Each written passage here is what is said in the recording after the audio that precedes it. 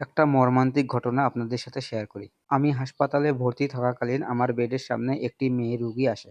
ছাদে উঠতে গিয়ে সিঁড়ি থেকে পড়ে গিয়ে সেও মেরুদণ্ডে আঘাত পায় এবং প্যারালাইজড হয়।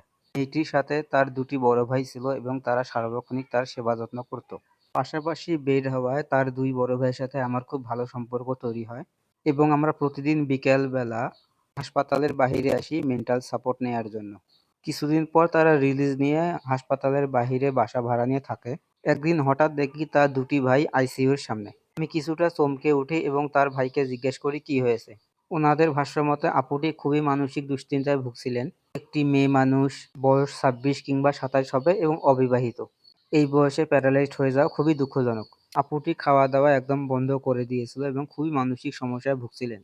ফলে এতটাই অসুস্থ হন তার পরিবার তাকে আইসিইউতে ভর্তি করান। এরপর আর ওনাদের সাথে দেখা হয়নি। আমারও রিলিজ হয়ে যায় এবং আমি দেশে চলে আসি। তার ভাইয়ের সাথে আমার ইনস্টাগ্রামে অ্যাড করা ছিল এবং তার ভাইকে আমি একদিন মেসেজ দিয়ে ওই আপুটির বিষয়ে জিজ্ঞেস করি। তার ভাই খুবই ভারাক্রান্ত মনে আমাকে রিপ্লাই দেয়, "শি ইজ নো মোর।" খবরটি শুনে আমি খুবই চমকে যাই এবং অনেক দুঃখ পাই। তখনই আমি রিয়েলাইজ করলাম প্যারালাইজড হয়ে বেঁচে থাকা খুবই কঠিন একটি কাজ। এর জন্য প্রয়োজন মেন্টাল সাপোর্ট।